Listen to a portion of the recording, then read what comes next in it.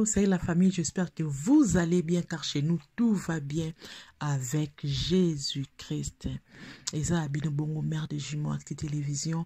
toi les sous pote nzamba sali biso ngulu, apesi biso pe ma ofele, to pesi merci pour na bola mune na kata ba vie na biso. Merci na ndeko po zili bakwa ko na biso ya mukona lelo, to pesi yo merci pour na grâce pe nzamba sali yo, pe bandeko na pesi merci na bandeko nyonso oyo bazwa libaku ya ko s'abonner na chaîne na biso mère des jumeaux actu télévision na pesi bino merci pe merci aussi na ndeko zwa libaku ya ko ndanga mukona lelo na ko sina ka loko mo epa na yo o aimer o partager pourquoi pas s'abonner aussi ndeko langa ozwa kiti okoma pe ya biso e bandeko ndeka bomoni bandeko langa lelo ezali kambo na lobe ya papa na biso yo voici l'homme bandeko mokile ningani bandeko ndeko na biso Eliezer Tambwe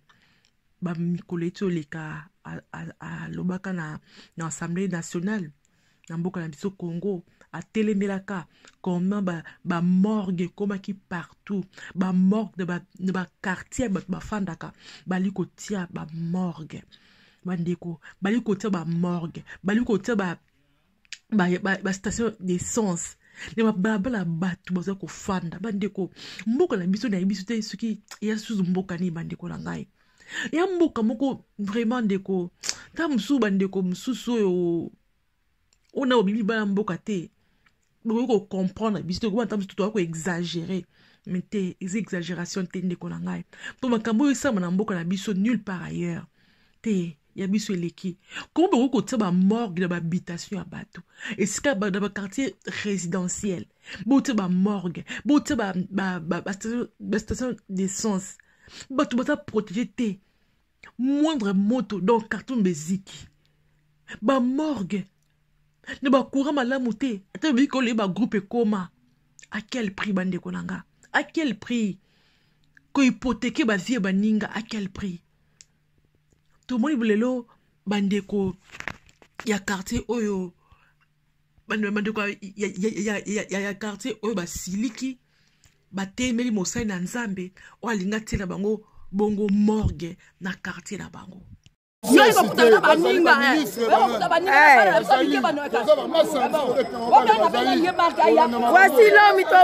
morgue la quartier.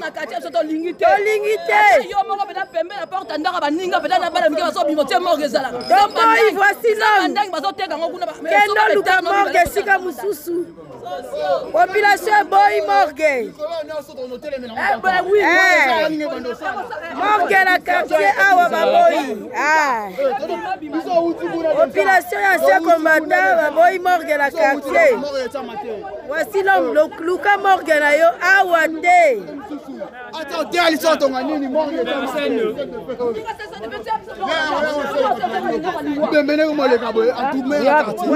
Quartier tombeau qui a ce combattant.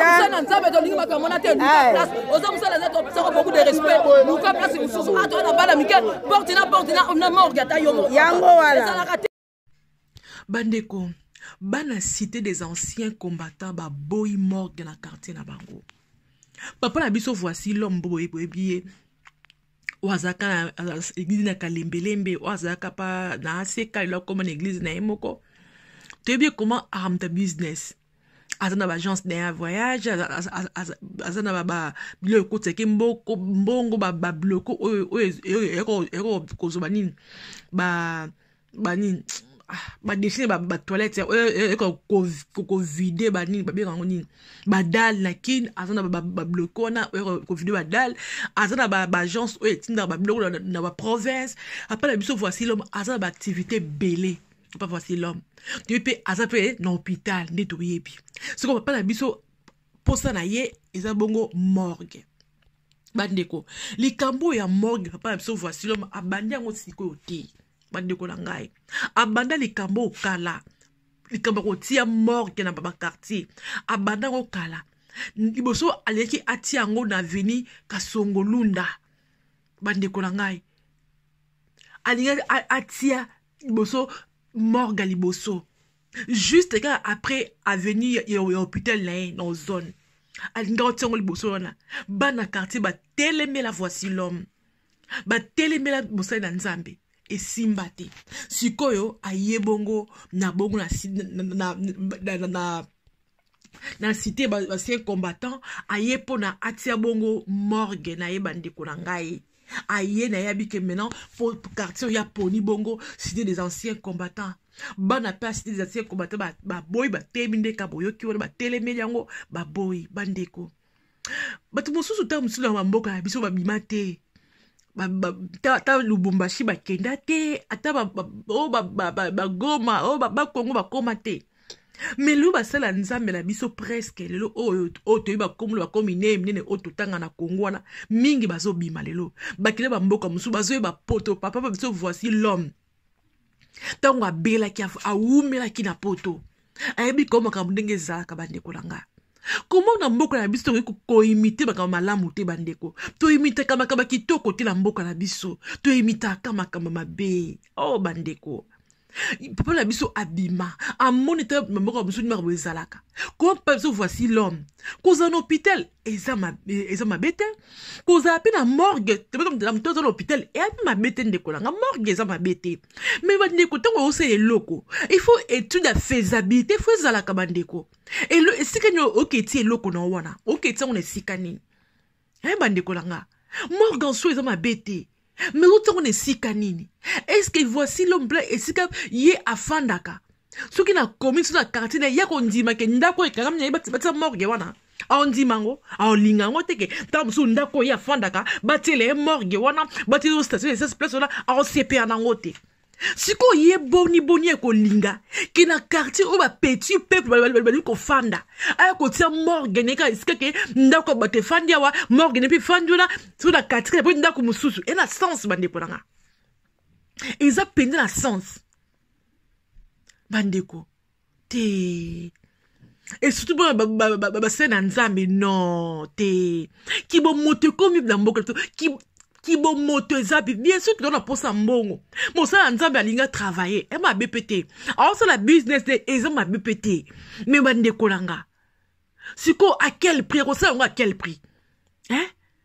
donc vie abatelu ba sur le côté qui bon moto qui bien-être à moto et à son importance dans Congo le bien-être a son importance c'était parce que to linga côté la ka biso moko ki bongai tout la ka ba vie na biso ya mabota na biso ya ba na biso mais tout là aussi bien être muninga te bien être voici tout là ngoto ki parangote. Est-ce que papa na biso voici l'homme peut aimer qui dans quartier à Fandaka na ndakune tam sur le pango ya Fandaka oui landi la sima batia mort de sikana est-ce que yako sepela na sûreté que voici l'homme a ko sepane lo kwana a ko sepela jamais que yako tela morgue dans le pango o landa ndakuna ye. Si ko ye ko ndima ndenge ni ba ko tia siko morgue et si ka tam su ba ndimi ba Fandaka ye andima ke morgue ko mawana morgue non et la sens te bandeko eza pasi makambo zo leka mboka na biso ba konza mboka na biso mo te ebite to ke na mboka o wapi bandeko na ngai na mboka na biso to biko occuper politique te waya makambo esa na mboka o puso ka occuper politique mboka ana ati na poso loba te mo to ke ko la pasi poso ka o loba non bilo mususu en tout cas eza normal te na kibo moto boja est anormal te et bon na kibo nzambe lisusu voici l'homme na kibo nzambe papa tano bato ba nzinga esiko lungo tsa morgue lona tano bato ba nzinga population nzinga na papa is that normal ke ndako ba te fandula yo tie morgue na yo après ndako muso la ndengo et à peine sens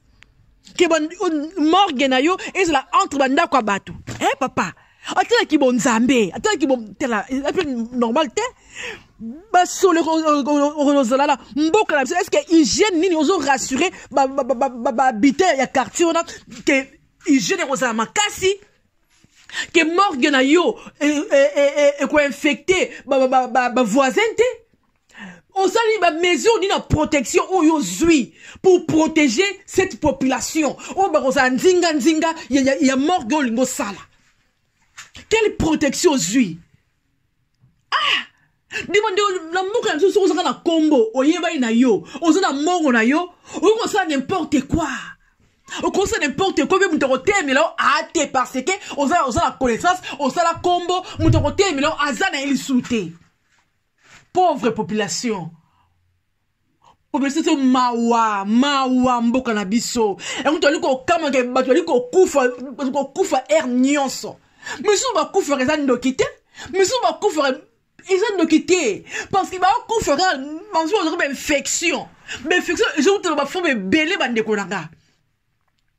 M'don le azim malade mo be e outi de me belé. Bandeko. Tant nous sommes Eliezer à l'école qui prend les missions avec mais Batumoussou va commenter le Kokozo à Thompson. Bah il retient dans la chambre froide. Bah il retient Thompson on retient que la moi avec un bon la chambre froide parce que courant ma longue zaté. Le courant longue zaté qui monte dans la chambre froide. Si quand va Thompson wana na mi bembela mandeko. Imaginez un peu bandeko langai. Batu boli va Thompson wana. Baza exposé la maladie nini batu ba ba exposé la maladie nini bandeko langai ba ko exposé na infection nini bandeko te bandimi ya passer voici l'homme bandimi na ye tam tu peux ko yoka yo pe bondimi mon oh c'est dans l'église kalembele pas passer voici l'homme bo so na papa na bino bonsoir na ye aza pasteur o aza ko édition babate belé batu bazana pour ko soutenir baninga ye parce qu'il parle bien à moi na kafi muto aza mayele tout ça arrive ça bien mais et si quoi encore mieux yangote niveau ya linga mi makambo eza yangote bon mina pasteur à la raison o eza normalité na Congo il y a encore des places espace vide dans des belé na mboko na biso Congo. Maluguna baliko teka tu baliko teka tu style mon kola lelo est-ce que ko tsango sika monter za musika et sika batu bazate il faut tsango sika batu baliko fanda est-ce que morgue on a donc il y a une urgence ni aussi la quartier on a faut pas retirer une morgue entre les maisons urgence ni bande kolanga bana nzambe bo aider pasteur na biso voici l'homme eh tu aider azonga na raison qui bon monter ça là qui mailler ça là avant ni pimo mikona poto amoni ça maka to kopi ba malamu bande ko ngai malye mboka na biso ela ngoba makamu mutuna sima ko likolo mais bino bato to bili banda to moni malamu ndenge zalaka pourquoi ne pas apporter de bonnes choses au moni ailleurs na mboka na biso qui doit ko tika la kada makamu zanga tina kada mabe to côté pourquoi tout l'ingamboka na biso ko bandeko to nga pour critiquer ba politicien oui tu veux que bango aussi ba na pas responsabilité ba kasi ba politicien mais yupo aussi yupo na ngai ndeko nanga tu as ta part de responsabilité. Pasteur voici l'homme a sa part de responsabilité en tant qu'un Congolais a aussi la part de responsabilité en tant qu'un pasteur il a sa part de responsabilité en tant que attends que muto atangi muto baza mayele muto baza kiboyebi a aussi la part de responsabilité na ye moni ya makaba alinga mema ngwa pe azomoni la ndenge nini bande kolanga et ça linga passi ça m'a vraiment touché ndenge na partager na bino bandeko to sunga papa na biso to sunga epe bandeko